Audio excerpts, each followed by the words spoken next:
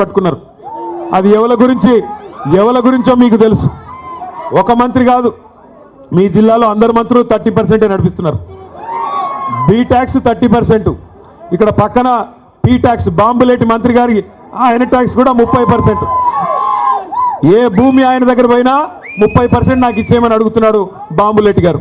అట్లాగే ఇక్కడున్న తుమ్మల గారు కూడా ఆయన కూడా అదే పనిలో ఉన్నాడు. ఎవరికి వాళ్ళు ముగ్గురు ఇవాళ ఏ ఒక్కరు కూడా జిల్లాకి పనికొచ్చే ఒక్క పని కూడా చేయడం లేదు. ముగ్గురు మోసగాళ్ళు, మొనగాళ్ళు కాదు. ఒకటి మాత్రం వాస్తవం, ఈ ముగ్గురు మోసగాళ్ళకి అసలైన నాయకుడు ఎవడా అంటే అలీబాబా పైన ఉన్నాడు. ఇక మీరు చూస్తూనే ఉన్నారు ఆయన కథ. అయితే నోరు బారేసుకోవడం, జర్ర జర్ర జర్ర జర్ర జర్ర జర్ర తొందరపడక నన్ను మాట్లాడండి, ముందే గొంతు బాలేదు మాట్లాడండి. నేను ఒక్కసారి మీరు దయచేసి ఆలోచించాలని కోరుతా ఉన్నా. 2 ఏళ్ళు అయిపోయింది. ఎన్ని ఈస్ట్ మన్ కలర్లో సినిమాలు చూపెట్టారు. అద్భుతమైన రంగుల కళ లాంటి సినిమా. మీకు ఇది ఇస్తాం, అది ఇస్తాం, అది చేస్తాం, ఇది చేస్తాం. 2 ఏళ్లలో ఏం చేశారు ఖమ్మానికి నేను అడుగుతున్నా. ఈ జిల్లాలో కేసీఆర్ గారు 7.5 లక్షల ఎకరాలకు నీళ్ళు ఇవ్వాలని చెప్పి, గోదావరి జలాల మీద పూర్తి హక్కు ఖమ్మం జిల్లాకి దక్కాలని చెప్పి, ఎందుకంటే మీ తర్వాత కిందికి ఆంధ్రాకి, ఆంధ్ర నుంచి కిందికి సముద్రంలోకి నీళ్లు పోతాయి. తెలంగాణలో కిందేమీ లేదు ఇంకా ఖమ్మం తర్వాత, కొత్తగూడెం తర్వాత.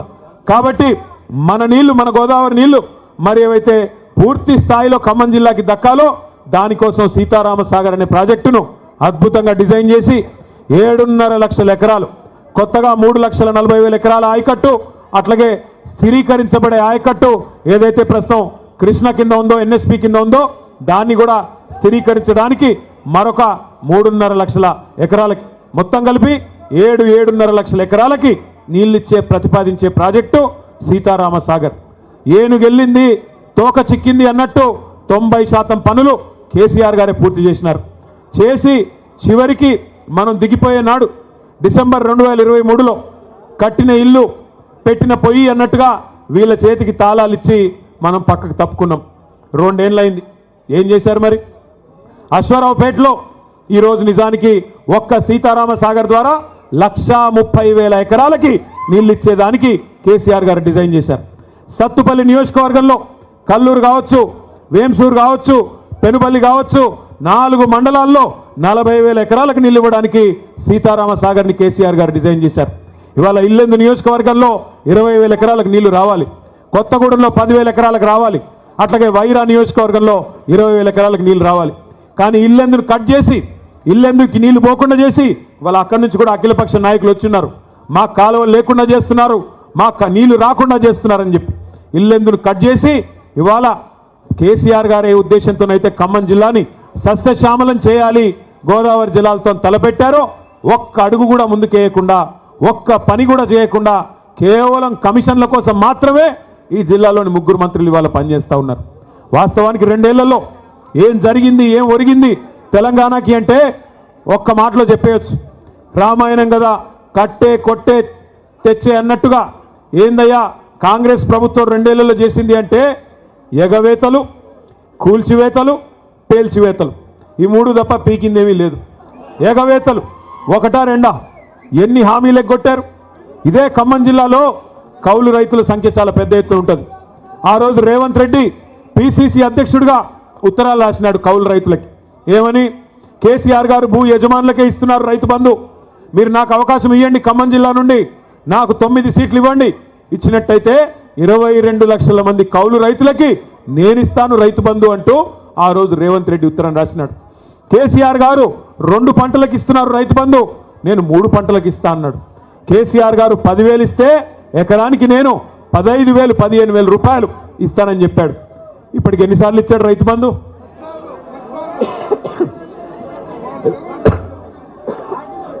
బూతులొద్దు కానీ 15,000 ఇస్తానని చెప్పి 12,000 కుదించి అది కూడా ఇప్పటికిచ్చింది ఒక్కసారి.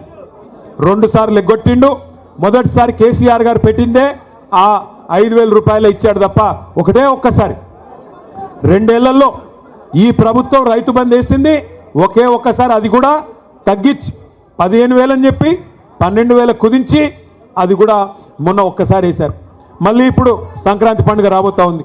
మరి ఇప్పుడు వేస్తారో వేయరో ఎవరికీ తెలియదు. ఎంత దారుణం అంటే కౌలు రైతులను మర్చిపోయారు. 3 పంటలకు రైతు బంధు ఇస్తామన్నది మర్చిపోయారు. 15,000 మర్చిపోయారు. రైతు కూలీలకు పెద్ద పెద్ద కానీలు చెప్పారు. రైతు కూలీలకు కూడా నెలకు 1000 రూపాయలు చొప్పున ఇస్తామన్నారు.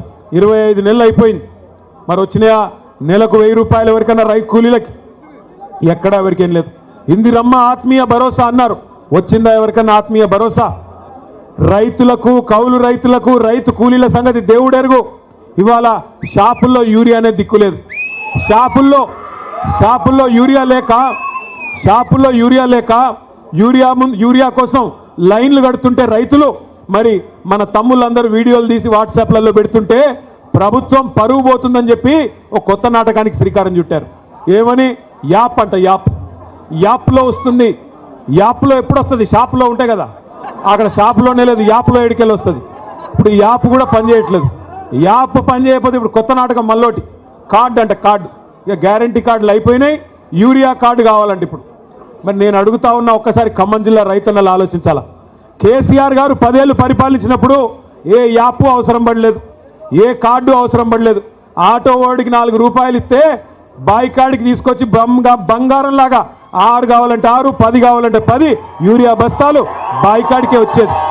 మరి ఈరోజు ఈ దౌర్భాగ్యులు వచ్చిన తర్వాత, ఈ వ్యవసాయం తెలవని ముఖ్యమంత్రి గారు వచ్చిన తర్వాత